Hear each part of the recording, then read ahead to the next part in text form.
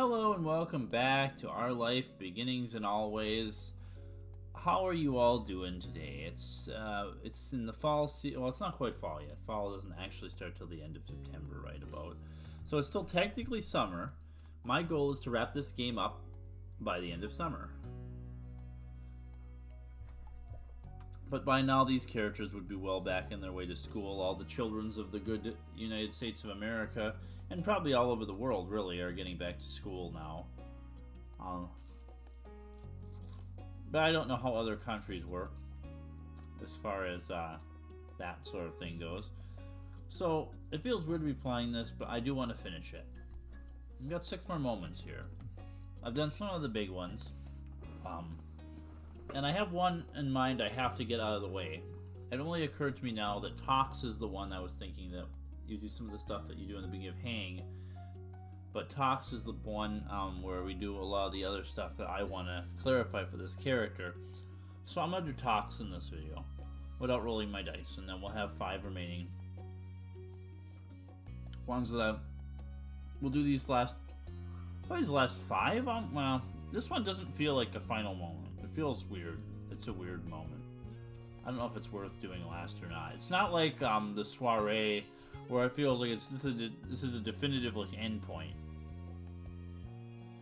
But we'll see. We'll do Tox at least right now. Another placid summer day was drifting by. You were in your house bored, laying around doing nothing. Your daydreams were chasing each other, none sticking around long enough to become a firm plan, but you really didn't mind that right now. A tapping worked its way into those dreams. Focusing more, you realized it was coming from your window. A grin popped on your face as though it had been waiting all day for this moment.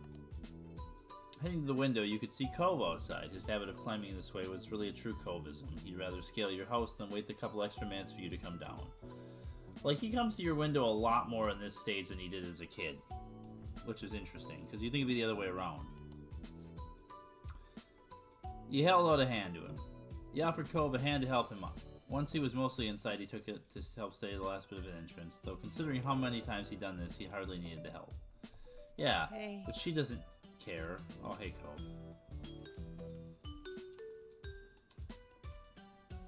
I'm eating as usual, so enjoy that. Sup? Welcome home. Wow! You think my mom should invest in some bigger windows? Cove laughed at that and took one last look at his exclusive entrance. He hummed with a teasing look on his face. It'd make my life easier, that's for sure. Yeah, geez. Trying to get in and out of those windows, Cove? Cove's voice came out quietly with a strangely pleased smile on his face. Did something happen? Cove opened his mouth to answer, only to have your phone ring and cut him off. You both turned to where it rested a little farther away in bed. It was still face down, so you couldn't tell who was calling. It's okay. Your attention shot back to Cove. He smiled at you awkwardly. Don't worry about it. Go check it. It could be important. I'll wait. Oh my god, is this not the moment? Is it Reflection? Is that the one I'm thinking of? There's one of these where Cove needs to talk to you about something important. I thought that's how this moment started. Maybe it still is, because there's 2 Tox in this. There's Tox. It's kind of just talking to people. It's talking to Cove mostly, and then talking to your friends. And I thought it was starting off with the Cove conversation, but maybe it's... And I might be thinking it's of Reflection, for the conversation I want to have happen. I'm hoping it's this one, though.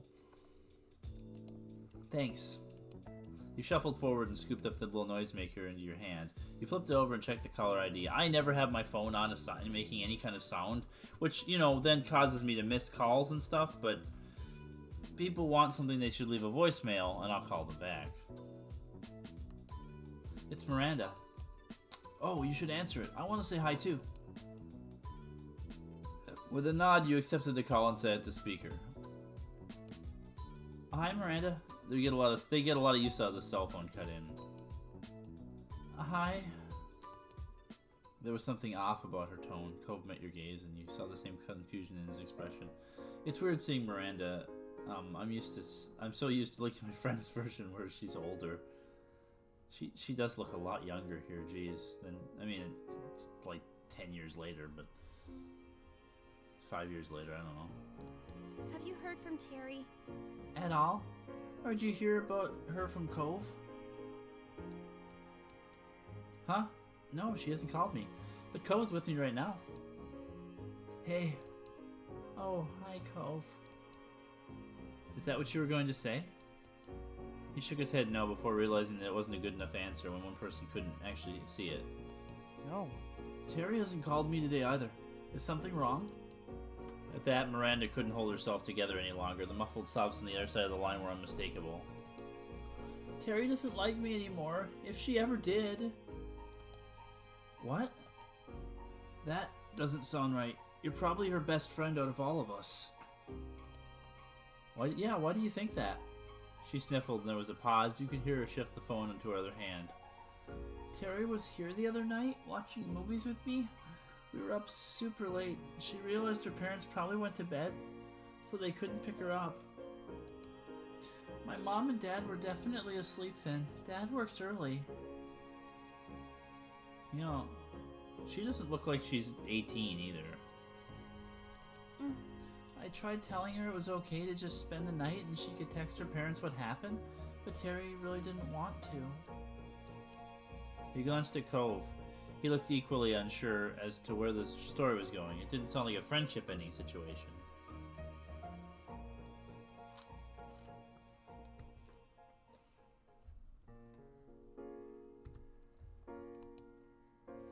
I suggested things to make it easier if she was nervous, like she could sleep by herself in my room while I stayed somewhere else. Boy, that sounds familiar.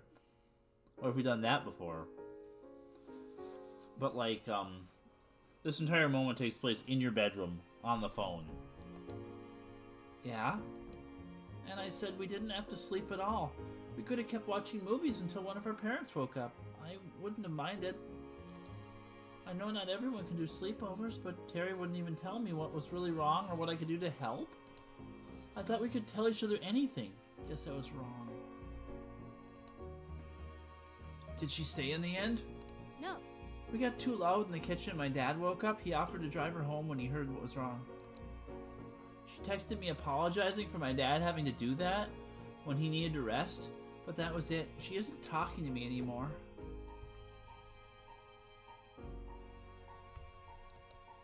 You could hear every bit of the tears and heartbreak in Miranda's voice. This continued to be a shock for your neighbor, but Cove recovered and spoke gently. I'm really sorry. I mean... There's no way Terry wanted to make you feel this bad. Or that she's just done with your friendship because of this. Miranda's sniffing continued. She hoped she had plenty of tissues nearby handy. It'll be okay. Hope Terry's alright. Really is weird she reacted like that. It's not a big deal. Honestly, you weren't sure what to say. Oh boy. The tact and... So I'm going to say right now that in this situation, these three words are the dumbest things you can say to anybody. Why would you just say it'll be okay? That like so much like empathy for the situation. It is so stupid to say that to anybody. I don't know though. I think it's really weird that she reacted like that maybe cuz like this is also kind of like insensitive to Miranda to say that.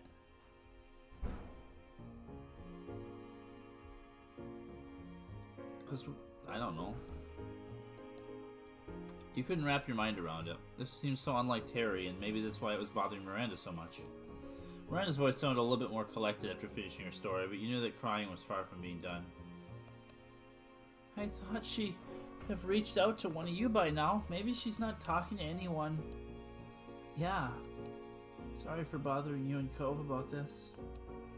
Apology accepted. Don't worry about it. Right. You can tell us things. Thank you. Her shaking voice finally conveyed a little optimism, or at least relief that she wasn't dealing with it entirely on her own. Is that all right? If you do hear from her or anything, could you let me know if she's alright? We can. Thanks. Let's talk later, okay? Bye. Bye. Bye. That didn't really seem like an especially productive point to end the call. But you also weren't sure where to go from there. Looking to Cove, his face seemed as lost as yours. With no alternative, you hung up and put your phone back on your bed. Cove crossed his arms, a frown creasing his face. He began to pace the length of your room, clearly trying to put the pieces together in his head in a way that made sense. You were worried. You were pretty confident about this working out well. It seemed like trouble to you. You weren't sure how to react. It sounded like trouble to you, I think. I mean, we're concerned for Miranda, right? Miranda is upset, fairly. Terry acted weird. I don't think you felt pretty confident about this working out well. Like, you think, oh, this is no big deal. It's just going to blow over. That just feels kind of insensitive to me.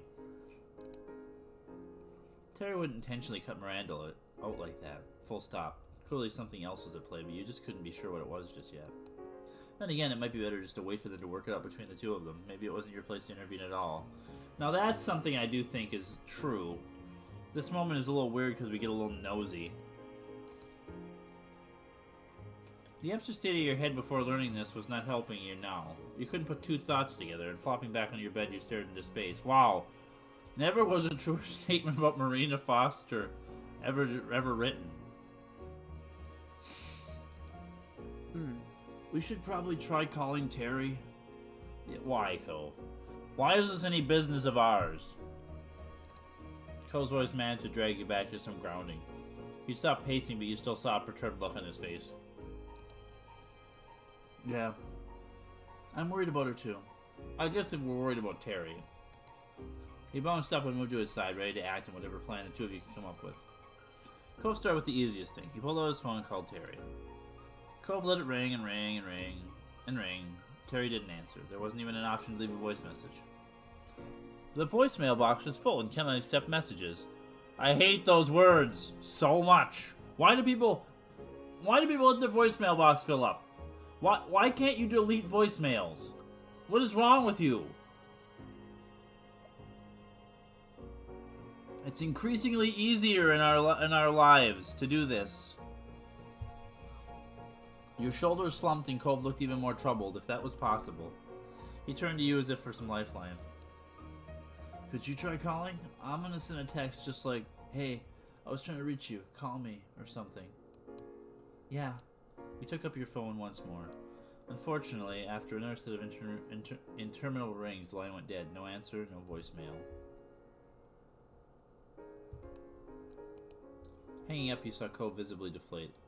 He rubbed his arms, eyes distant, openly struggling with the whole affair. I don't like this at all. They're fighting, and we barely know anything, and we're supposed to just wait and see? Yeah, this is the whole drama of this moment. I just don't care, personally. It's kind of boring compared to all the other stuff you do.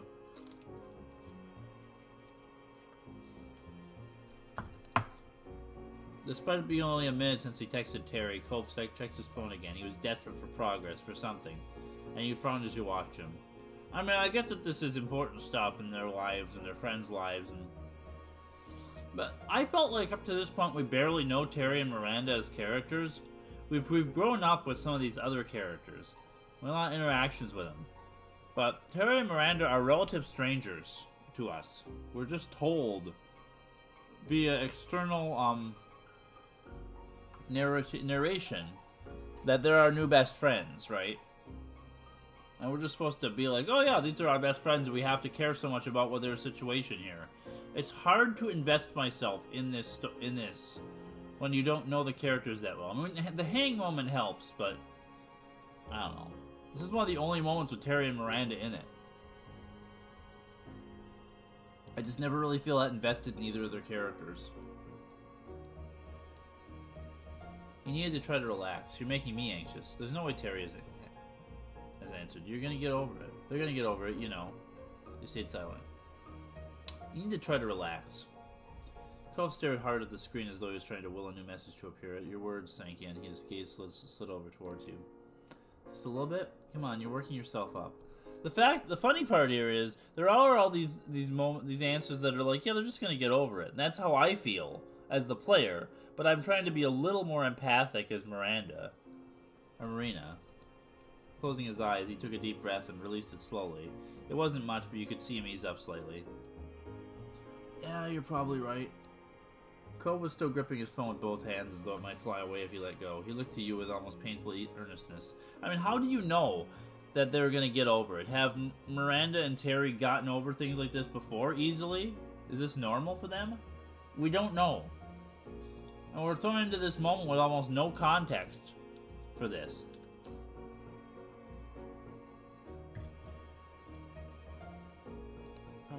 Should we... Well, what do we even say if we do hear from one of them?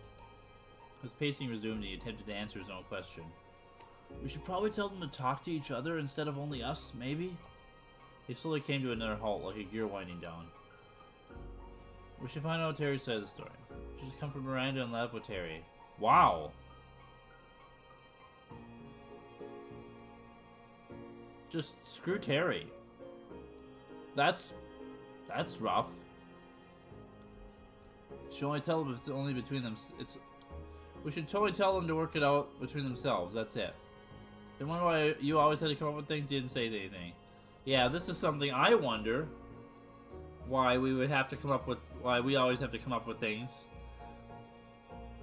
I think this is supposed to be kind of like you have a fight with Cove over this too, because Cove is being ridiculous. But, like, I think Marina is so like checked out that she doesn't like have any like thought in her head. Probably we should find out Terry's side of the story, right? I mean, that's the most reasonable, logical thing that anybody would do. It's just a lot of this is very harsh. Why would you even... Poor Cove. That one, though. Nothing could be done until you knew what she thought of this. That much was certain. Cove nodded slightly in agreement. For several minutes, you both remained there in silence, drowning in your thoughts. Eventually, Cove turned around. It's basically like, are you a friend? Are you a good friend, or are you a dick? And then, what level of a dick do you want to be? As the choices in this moment too. I'm gonna text Terry that we already know what's going on. Maybe she'll have an easier time talking to us because she wanted to pretend or explain. Yeah, that might be the only way to get her attention. You can't do that. Marina didn't say it was right to admit she talked to us. You felt way too overwhelmed to know what to say next. I think you're pushing too much. That's not a good idea, Cove. Not at all. Why are you so fixated on this? I think you're pushing too much. Cove's eyebrows grew together and his grip on his phone tightened. Cove, just because you're upset doesn't mean you can cross lines, especially when we still don't know the whole story. Cove bit his bottom lip. You could see in his posture that you'd made sense to him, but he was fighting his desire to agree with you and keep going his own way. Now, he is way too invested in trying to... He is way too invested in trying to force this. He gets, like, a little insane. Like, it's like Miranda and Terry are his, like, OTP, and he needs to, like, frickin' make things better or his whole life is over.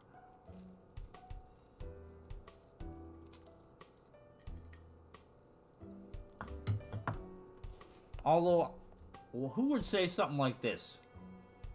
Who would ever say anything like this?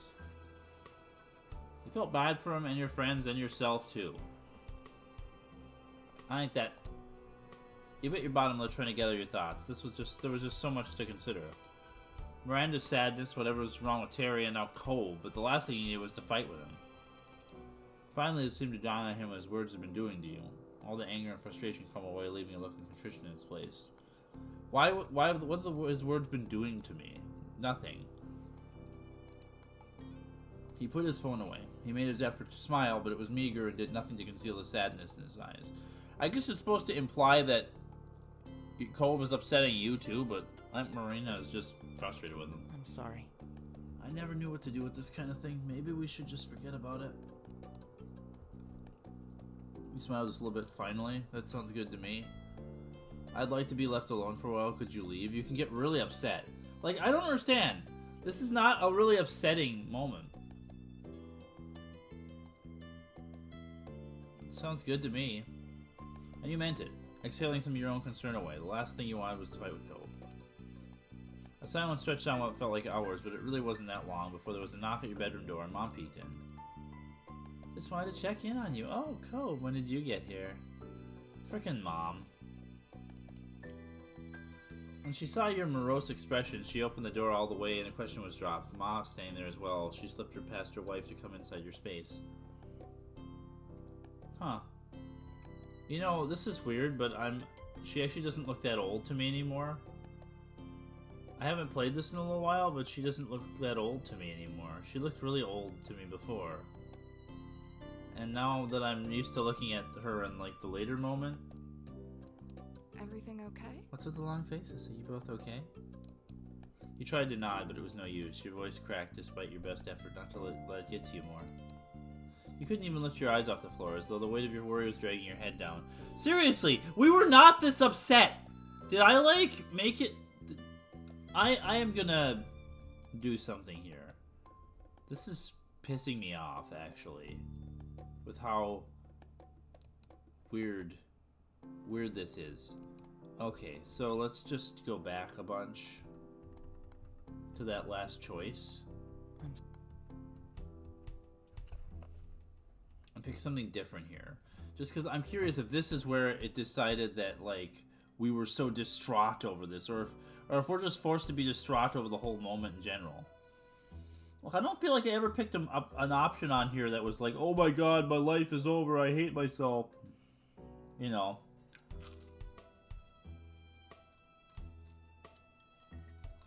I mean, maybe if I'd started out with, they're just gonna get over it, let it go.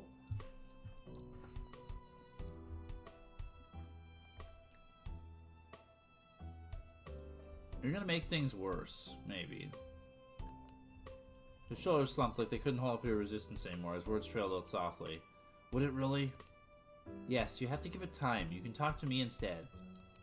A small noise escaped his lips and the frustration of the situation crumbled away from his face and he spoke softly.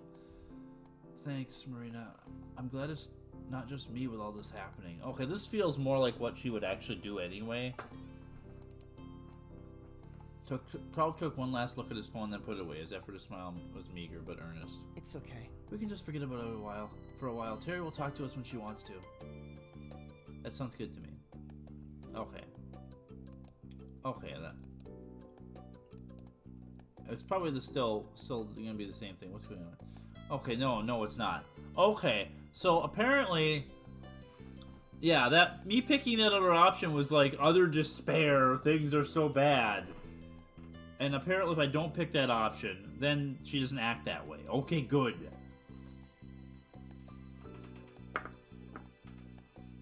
When she saw you were there, she opened the door all the way. Ma was staying there as well. She slipped past her wife to come inside your space. What's going on? We're okay. It's just Miranda called earlier. She and Terry are fighting, but none of us know what's going on with Terry. This makes way more sense than how we were acting before.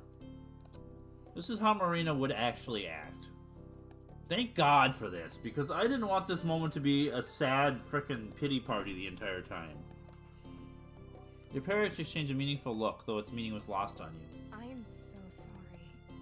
You sound really upset, like way more upset than you need to be. That's too bad. I'm sorry there's trouble with your friends, sweetie.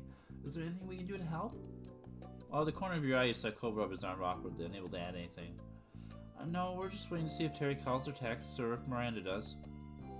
Well, we can at least help you take your mind off things while you're waiting. Yeah. Another great idea, Lonnie. Another great idea, Lonnie. We can get the whole gang together for some quality time.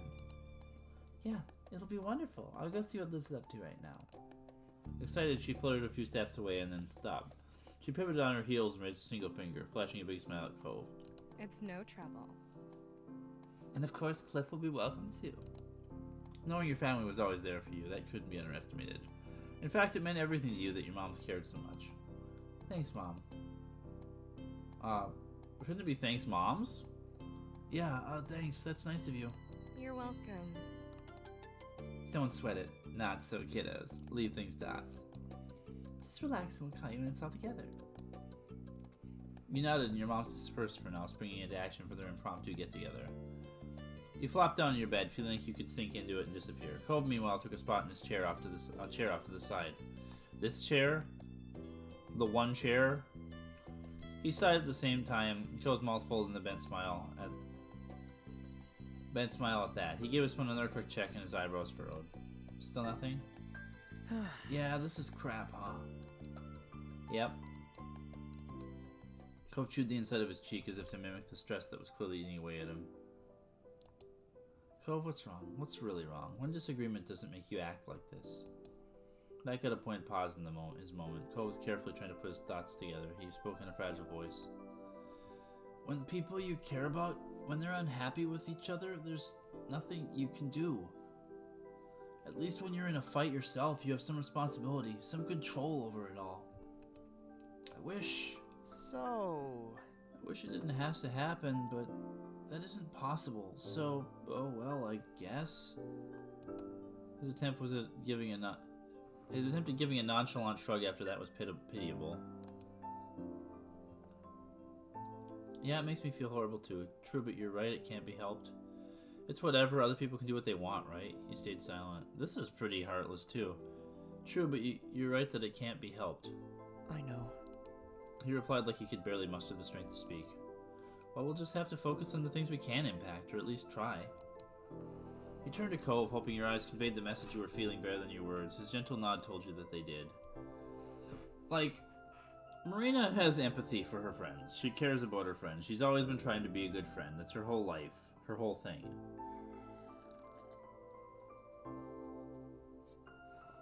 So she would care about this friend group too, but she also wouldn't want to get worked up over stuff. She's not that kind of person. I don't know. I was trying to play Marina off as a bit of a panicker, but I don't want to, lose it. I don't know. There was a question you had to ask. Is it because of what happened with your parents? Cove ran a hand through his hair, a strange smile spreading across his lips. For him, this pain struck close to his heart. Just as quickly as it had come, his smile was gone, lost amidst his faraway gaze. I wonder if this would be different if you did reflection first. Yeah, you got it. It's like my parents. Despite knowing him for so many years, Cove had never spoken of the years before he moved to Sunset Bird, before his parents separated in any detail. He whispered his thoughts distantly, almost unconcerned whether you could hear them or not. They used to fight all the time. I think they got along when I was a baby. They had to have wanted to be with each other at some point, but when I was old enough to remember anything, it was already bad. There was always something wrong, and I could never help. I just wanted them to be happy. You tried to imagine your mom's breaking up. The very idea scared you, but Cove had endured that for real. I'm sorry. Marina. Don't worry about it. It's okay. Despite that revelation, Cove's gaze reassuringly at you. It's not like that anymore. Things are so different now. I don't even really think about it. Again, the sorrow reasserted itself. When he continued, you could barely hear him.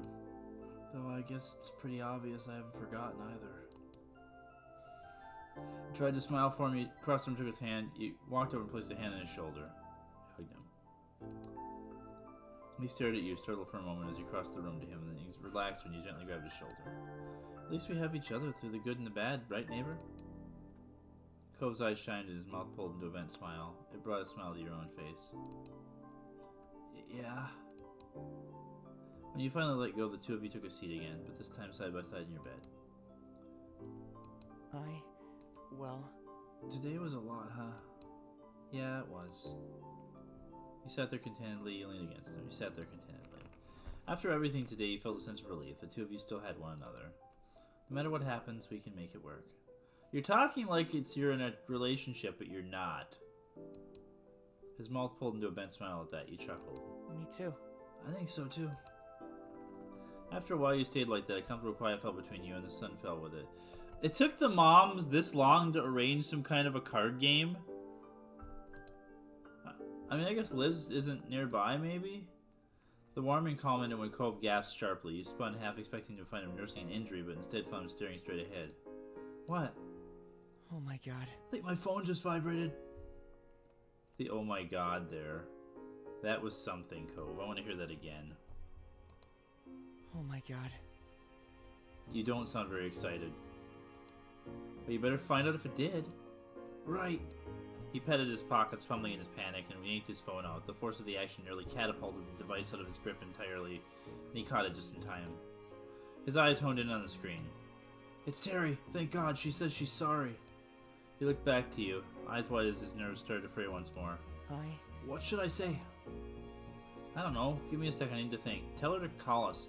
Ask her what's going on. Ask her if she's talking to Miranda. You climbed up. Ask her if she's talking to Miranda. Okay. He flashed you a shaky smile and began to type. He suspected that he had similar thoughts himself, but wanted the reassurance of a second opinion. Cole's phone buzzed nearly as soon as the message was sent. Ah, it's Terry again. She's talking to us. He leaned in watching the conversation unfold on Cove's screen. Right. She's gonna actually call. Cove held his breath as he waited. Though he was good with people, he'd never been at ease managing conflict. His phone rang out. Cove jammed the answer button. His reflex was instantaneous. He switched the phone into speaker mode, allowing you to participate in the conversation. But despite his immediate reaction, his voice lacked the same resolve when he spoke. Hey? It was tentative, a white flag fluttering in the wind. Marina's here too. Hi, hey Terry. Hey. Hey buddies. Aww. Terry's voice is barely recognizable without her usual quick pattern energy. Are you okay? I don't know. Probably not. Cove tensed, his free hand coiling into an anxious fist. Can you talk about us about what happened? You heard Terry sigh over the phone as she unburdened herself. Pretty much. I was at Randy's house. We decided to watch some movies she's super liked that I never seen before. Turns out there's a lot of those. We watched one, then another, and we were having so much fun. Each time one finished, she had another one to share with me. I really didn't think about the time. I only wanted to say yes to Randy and watch the movies. She spoke wistfully, but her words were full of affection. It was Randy, you know. I wasn't thinking about my schedule or what time it was. Totally. Then I finally saw the time, and oh no, it's way too late. I already knew I couldn't stay. She took a deep breath, her voice becoming softer when she resumed talking. I was so stressed out, I just couldn't deal with it. Miranda wanted to help. She kept coming up with ways to make it better and trying to figure out why I was so upset and stuff. I was trying to answer her questions, but there were so many, and I couldn't really answer all of them. I didn't know why some of her ideas just didn't work with me. It made my head ache. I still had the first problem, and Randy there trying to help, blasting all these questions and suggestions at me faster than I could even think. She gulped audibly, sniffing. I got frustrated and told her to leave me alone. But then she wanted to talk about why I wanted that, and we started having a fight in the kitchen. It woke Randy's dad up. We told him about how I wanted to go home, but my parents couldn't get me, so Mr. Eckert offered to do it. Problem solved? No, I mean, yes, kinda, but... This poor panicked woman. I accepted. Because I definitely couldn't say then, not after throwing a racket and turning it into a big deal. But I feel awful and embarrassed. Why do you let Randy and hurt her feelings? It made her dad lose sleep by waking him up and having to drive me home. What do you say after that? I have no idea. I don't know where to start, and I don't know how to make it worse by saying the wrong thing and fighting again. So, I'm not talking. Terry, Randy isn't mad at you that you didn't want to stay or that you fought. She just wants to feel like you can talk to her. I mean, you can say whatever you want. She'll listen. Not talking to her at all is pretty much the only wrong way to go about it. Terry lamented mournfully on the other end of the line, but he had a point. Unless she faced Miranda again, there would be no resolution. He looked at Cove, hunched over the phone, staring pensively into it and searching for a solution. This couldn't be solved with the other key party missing. But what if you brought them in? Your phone was still free. You suggested calling Miranda. You rung Miranda without saying a word. Terry might flee from the call if you told her what was going on. You wanted to make certain they spoke to one another. You slipped your phone out. In the background, you could hear Cove and Terry still talking. You began dialing when they were distracted and set it to speaker and waited for Miranda to join. Hi.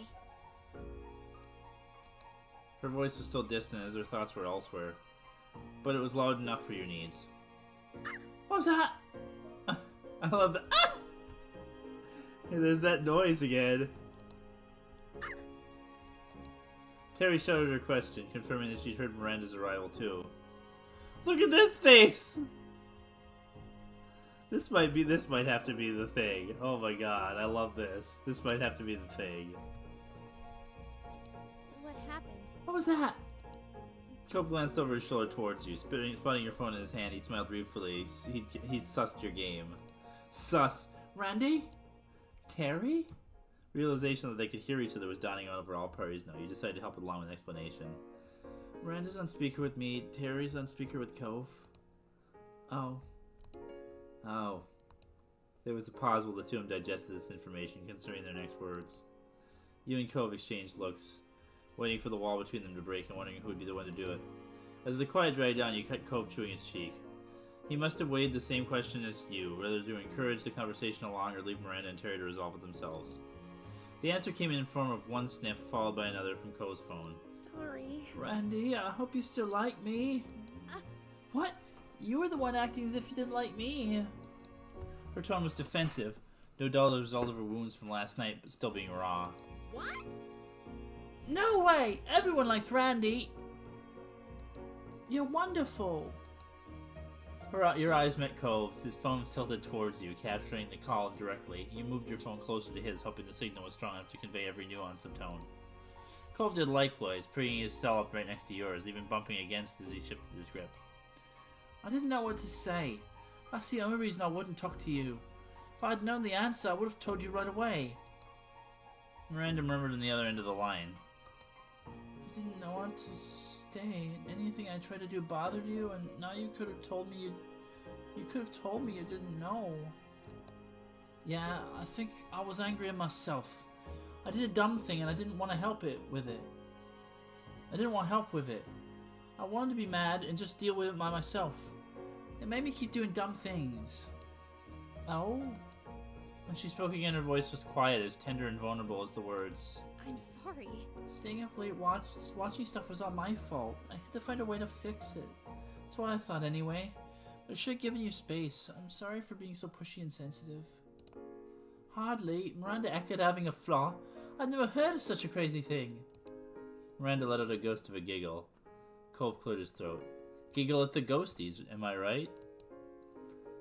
Maybe you should call each other now? Sorry. Sure. Can do. Thanks for giving me the kick in the butt to do this already. Randy, Mandy, I'm gonna call you right now. Bye, Marina and Cove. She hung up after squeezing in another quick bye, though not giving you or Cove room to respond of any kind. Miranda laughed, the noise tinkling gently like the wind chimes in the summer breeze. You're really nice. Thank you for listening and helping. I'm gonna hang up now so I can answer Terry's call.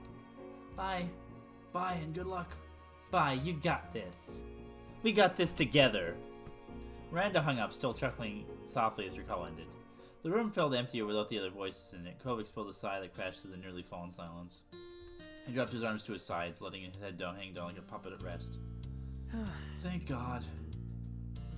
They shouldn't have involved us in that. I'm so relieved it's okay. You were simply happy your friends had made up. The day's events had drained you. You were content now that Cove seemed at ease again. I'm so relieved it's okay. This is so insensitive. Cove scratched his face, his expression cloudy. I think I need to find better ways for dealing with conflict because that was awful. We could all probably do better with that. I think you did okay given the circumstances. Yeah, I think that would help. You didn't comment. Yeah, I think that would help. Cove meekly smiled as he rubbed at his eyes, weariness creeping over him, and mumbled his next words. We can talk about it another day. Conflict resolution methods? Huh? Oh, no, forget it. Your eyebrows rose and then a light bulb went off in your head. Before Miranda called, didn't you say there was something you wanted to say? Cove's original visit had been thrown off so off-kilter that it was struggled to wind your memory back up to where he'd first turned up. Now you did, though. You remember that he had been perky when he'd arrived this afternoon. This might be the conversation I thought it was going to be. Okay, let's see. Was it good news? Cove brushed his hands against his now folded arms shyly. Well, yeah, maybe. I'm not exactly sure it counts as news or even good. It just is what it is. I'm happy about it, though. Yeah, this is the thing I was hoping to get out of the way. This is the good. Come on, no more hints. You gotta tell me now. Cove chuckled awkwardly, a hand keeping up the ruffled hair on his back of his head. It's fine if you want to hear. I can tell you. He shifted on his feet as if a different posture might give him the support he needed for the conversation. I don't want to make it a big deal, but I kinda, well, not just kind of, I just know what my sexuality is now. 18 years old, and he's out here still, trying to get up that great big hill of hope for a destination. Oh. A real subject change, huh? He chuckled. True, it was unexpected, but you were excited that Cove had come to you to understand himself more, and glad he wanted to share that with you. Yeah, this is the thing I wanted to talk about in this. And I was hoping we'd get... I thought it was first before the Miranda and Terry stuff, but that interrupts everything. And it feels unnecessary. I don't know. Like, it's fine and all, but like I said, again, I have no at this point, I don't really feel that close to those characters, so it's just kind of like... it's more like I'm told they're my friends than actually feeling like they've done anything to be my friends. Like, even in the hang moment, you barely interact with them. They interact with each other in Baxter more than they interact with you. Ah, that's great. Tell me. Cove drew a breath, straightening up. I'm demisexual, so you know, most of the time I don't really have those kinds of feelings, physical wants and stuff. It's only in some situations when I'm already really emotionally and romantically connected to someone that I start to ever think about anything sexual, and it's only with them. I hadn't heard the term until pretty recently, and it just made a lot of sense. Once I knew what it meant, I had a word that fit how I felt. Yeah, I hear a lot of people who are demi, and I don't ever know that much about it until this. I didn't really... There's a lot of those terms out there that I don't understand. And I try not to be insensitive to people. I feel like some people make up terms for stuff too, but that's fine. You can do that. You are who you are, right? And you feel what you feel. But yeah, that's one I didn't really know too much about until I saw this game. Yeah. And I'm panromantic, because I've never had a preference for a specific gender or anything. So, yeah. So this is something I don't understand. What's the difference between panromantic and being bisexual? Is it just panromantic because then it can include everything? And not just male and female? I guess?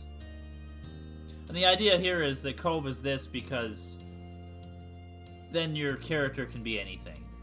Like, he's this, it's just a blanket way of having him be there for you, regardless of whether you're a boy, a girl, trans, or anything else. Right? That makes sense. Cove looked down at the floor, being so open and direct about the matter that personal, which you were sure he'd spent a long time trying to figure out, seemed to be kind of weird for him. Despite that, there was a small proud smile on his face, and when he looked up again, his gaze was steadfast. All this talk of Cove's sexuality made you reflect about your own. Da-da-da-da-da, you had physical... Here we go, this is what I was trying to get to. You had physical attraction in a general way. You only seem to feel physical attraction in specific cases and situations. You didn't really have a physical interest in other people. You didn't think you could tell if you really had an interest in people physically. You didn't think you could tell if you had an interest in people physically. This is it. That's the Marina Foster way. You had romantic attraction in a general way. You only seem to feel romantic attraction in specific... You didn't really have a romantic interest in other people. There it is! There it is! Finally! Marina Foster is Arrow. And I wanted to get to this. She has come to this decision. After talking to... Maybe the conversation with Derek at the end of Step 2 was kind of what got her thinking about this. That she wasn't really into guys or people in the way that he wanted to date her. He was asking her that stuff, and she's like, yeah, I don't really know what I feel or what I think. But specifically when it came to how you felt towards men. So then you have to determine all this. You found them attractive, you thought you'd be with a guy someday, you found them attractive, but you hadn't thought about being with a guy. You weren't physically interested, but you'd be having a romantic relationship with a guy. You weren't interested, you're generally interested in guys, but there were special exceptions. I think it's this one.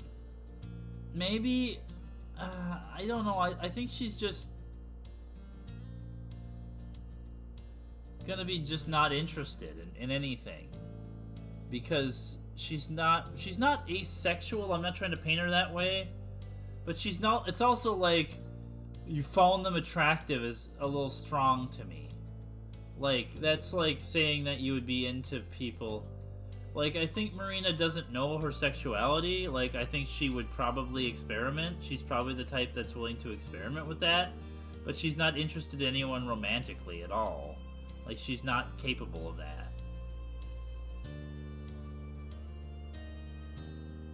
Or they aren't capable of that, excuse me. You generally weren't interested in guys, but there were special exceptions. Yeah, I don't know about that. I think we're gonna go with this one. I felt towards women, and it's gonna be the same way, same thing there.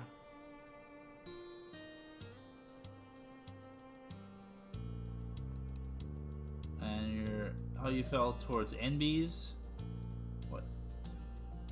Okay, this is one of those terms that I am not. Is that a term for not? What?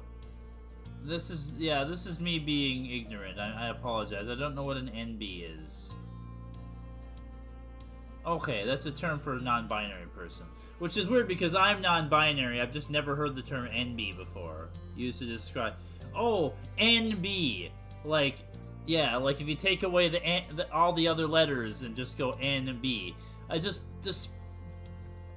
never seen it written by this. Yeah, you could just be like, you know, NBs, right? That, yeah, that... I guess that's how you'd spell it, but that seems dumb to me. Anyway, yeah. Saying you're not interested in someone, that would be like you didn't have any feelings whatsoever. Maybe this for... Maybe this is what I should pick for all of them. It doesn't... I don't know if any of this even matters, honestly. It's just stuff that means a lot to me as developing Marina's character. That's why I'm taking so much time with this. The you found them attractive is kind of dumb. I think we're gonna go with there were special exceptions. But that's implying that she might date someone. Marina's not interested in dating people. Maybe we just go with the you weren't interested. Yeah, I think I'm just gonna do that.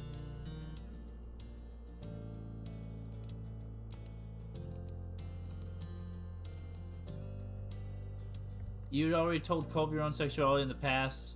You had, yeah, I think she's gonna have already talked to Cove about this because it's just not gonna be news that she's just figuring out just now.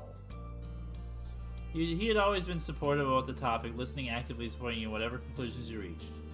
It was heartwarming he had reached a point where he felt similarly capable of discussing his own. He felt his tiredness deep in the marrow of your bones. It had been a tiring day, now everything was nearly wrapped up for today at least, and you had earned a rest. She's not... I'm gonna say she's not Ace, she's just Arrow. But it's kind of like, yeah, you know what, I have to... I'm sorry, this is so stupid because it doesn't matter, but I'm gonna pick this last one. There. Sorry.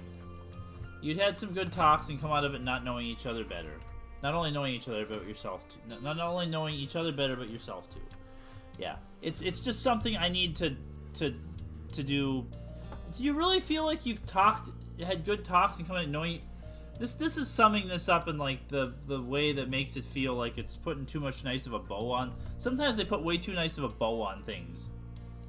Hey. We should probably head downstairs soon if your moms are still wanting everyone to get together. Yeah, that's right. With a renewed spring in your step, you led the way out of your room. You got downstairs to find the others already assembled and waiting. Yeah, how long have they been waiting for us? Wait, how long have they been sitting down here waiting for us? Hi. That's a weird, deep voice from you, Liz. Jeez. Hey. Good to see you both. Hey. Here we are, trying to corral everyone into a group, but the two of you were already upstairs this whole time? Yeah, the whole time, right? We sat up there the whole time since, like, the afternoon? Of course we were together. You paid Marina to stick with me, or did you forget? Hey! Hey! He's throwing it back in Cliff's face! The statement was meaningless to your family, who looked at each other for answers in vain. Mr. Holden, who got the message loud and clear, seemed embarrassed. He chuckled nervously, rubbing the back of his neck. Wow, sick burn there, Cove. Jeez. Okay, this was worth it for that. Ouch, son. You always know when to remind me of that one. Wow, now that we gave him the ammunition for the... Uh-huh. I can't let you live it down yet. I would have told the moms about that. She wouldn't have kept you... Can we hear exactly what this secret is? Oh my gosh, we're gonna tell the moms in this. But I feel like I would have told... Marina would have told them. Maybe it just never came up in conversation. The suspense is killing us. Right. Alright. I better get everyone up to speed.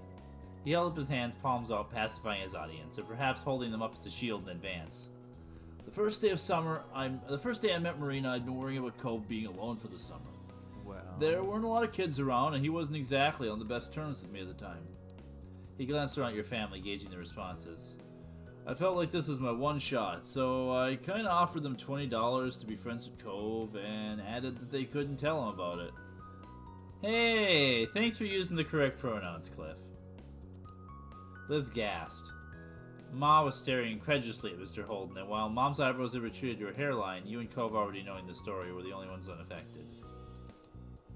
But after a while, I really did honestly forget it ever happened.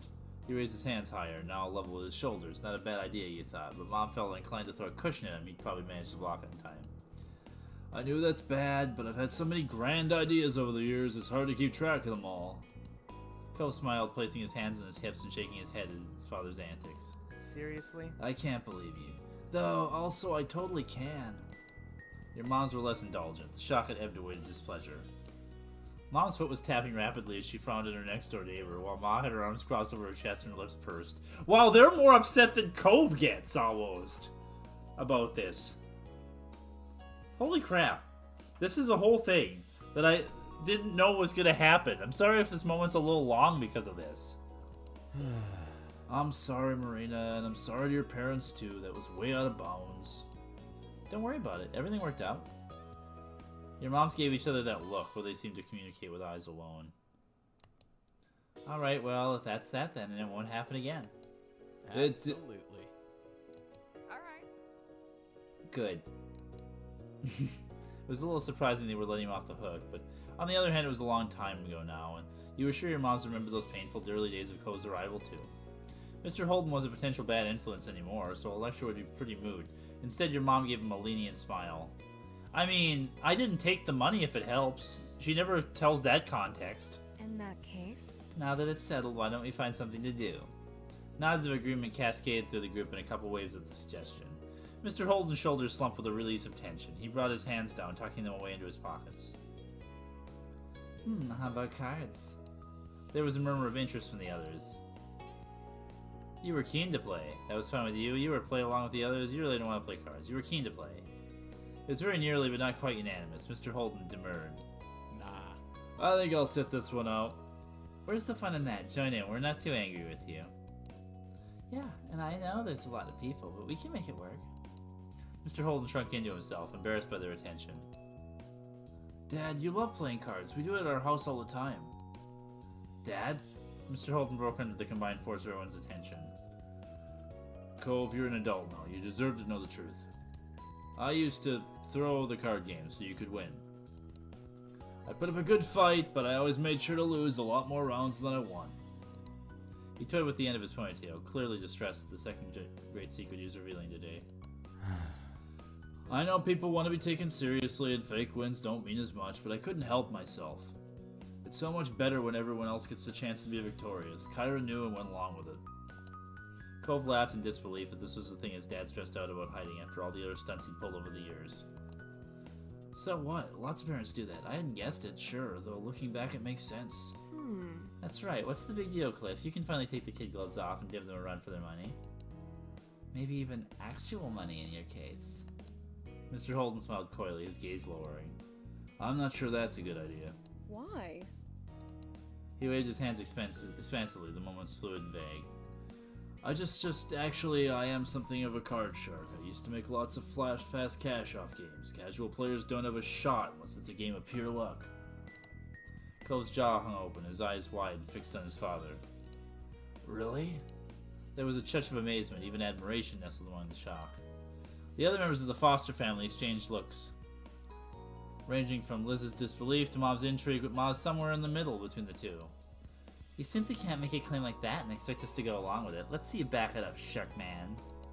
Mr. Holden gave her a crooked smile, his demureness quickly being replaced with the confidence of someone very skilled or very misguided. So demure, so mindful. You sure about that? Definitely. We've got to see this so-called non-casual player in action. Well, I might be able, though who knows? Maybe I've gotten rusty. His coyness continued to rile up the gang, and he was getting a kick out of it now. Please? Alright. I can dust off the old tricks. Don't go easy on us. Cove beamed at his father while Mom clapped Mr. Holden on the back. Liz darted off to get a deck of cards while the rest of you settled in for the game. I'm assuming they play poker. I'm assuming that's what kind of cards they play here. Or maybe they actually say. Hands were dealt. Mr. Holden wasted no time in proving his words true, wiping the floor with all of you. He played several rounds, even switching games, but none of you were a match for him. Okay, maybe they could also be playing hearts and... what's the other one? Spades. Isn't that when people like to play? Pinochle. That was how the alliance came to be forged. The rest of you joined forces against Mr. Holden, only to try increasing the odds of beating him. When you combined efforts, you pulled out a few victories, but it was still a challenge. He was clearly a professional. If these were his skills now, rusty with disuse, you couldn't even imagine what a deadly opponent he'd been in the past. Despite that, you still had fun. Working cooperatively actually fostered a sense of camaraderie with the others. Mr. Holden didn't appear phased with his strategy. You actually wondered whether this increased challenge made it more interesting for him. You spent the rest of the afternoon together. The afternoon? It's already clearly dark outside. With your family and the Holdens, having fun. It was an interesting evening for sure, with many discoveries for everyone. It was freeing, and yet simultaneously you felt more tied together than you had been before. Yeah, that ends in a weird way. It has like this whole weird, like, they need to put the happy thing on the end of it, like the happy little thing. But we did get to talk about Marina's sexuality, which was something I wanted to do. And, yeah, there was a time in my life when I thought I was going to start identifying as an aro ace. I kind of felt that way, and then I changed my mind and decided that I wasn't. And I still, you know, have weird thoughts sometimes about stuff, but it's a whole journey of figuring. I don't know, I think it's hard to be like that, like Cove, and being... I think it's also weird to just come out and say, hey, I'm one way when I'm a certain way, because I feel like you spend your whole life kind of figuring that out, right? It's not...